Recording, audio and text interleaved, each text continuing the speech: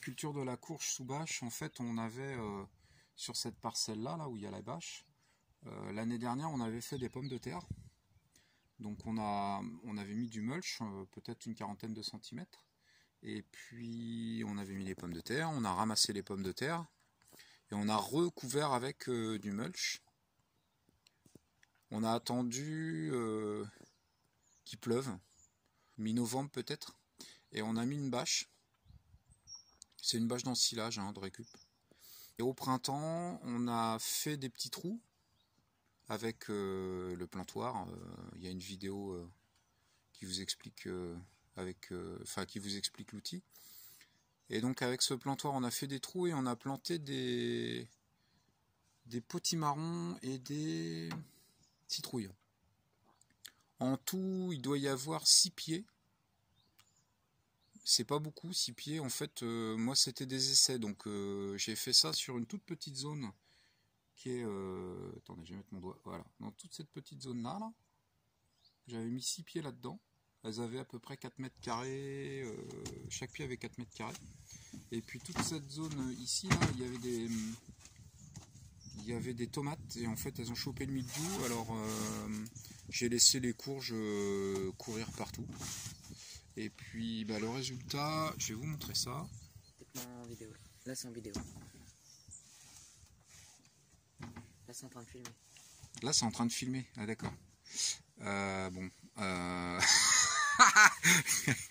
Donc voilà ce qu'on a, voilà ce que j'ai ramassé. Donc on a déjà prélevé 30-35 kilos. Et puis il reste une petite dizaine de kilos qui n'est pas encore mûr, que j'ai laissé parce que les pieds sont pas encore morts, donc peut-être que ça va mûrir.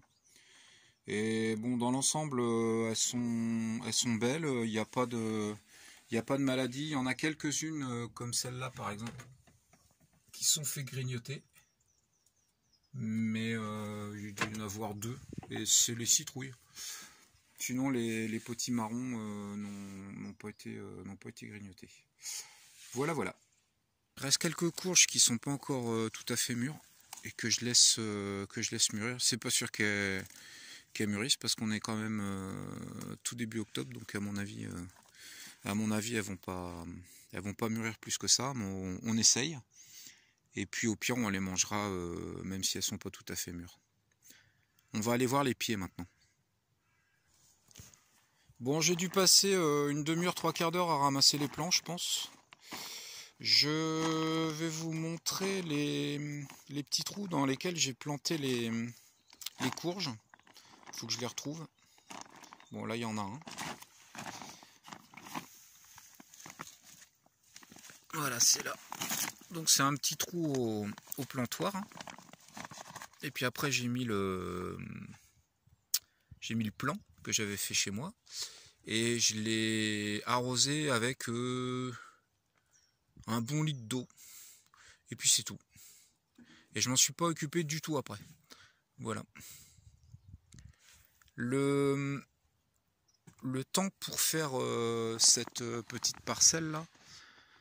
Donc ce qui a pris le plus de temps, c'est de mettre du paillage. Peut-être 2 heures. Après une demi-heure pour poser la bâche.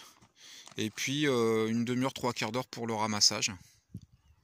Donc c'est vraiment super rapide en fait. Ça demande très peu de travail et le rendement, vous avez vu, il est vraiment pas mal. Je vais le peser évidemment et puis vous dire combien ça fait. Voilà. Je viens de terminer le pesage des courges. On a 266 kg, donc c'est tout ce que j'ai ramassé aujourd'hui, plus 39 kg qu'on a déjà ramassé, qu'on a mangé. Et puis maintenant, il ne reste plus qu'à stocker cette dernière là dans la cave. Allez, c'est parti. Voilà la cave et voilà toutes nos courges. Donc il en reste quelques-unes en extérieur, mais ma foi, si Si on les ramasse pas, ça sera pas bien grave. Et puis j'en ai quelques-unes que j'avais fait dans mon petit jardin, mon deuxième jardin. Elles sont pas encore toutes ramassées aussi, mais elles sont plus petites. Donc il faut que je trouve une place pour ranger cette grosse dernière là. Ouais, vous voyez, j'ai mis les grosses en haut. Donc là, elles font quelque chose comme 10 kg chacune. Ça veut dire que pour ramasser celles qui sont devant là, eh ben, faut soulever 20 kg à bout de bras. C'est vachement malin. J'aurais mieux fait de les mettre en bas. Mais bon, je réfléchirai la prochaine fois en fait. Bon allez, la vidéo va se terminer là. Je vous dis à la prochaine, dans une prochaine vidéo. Salut!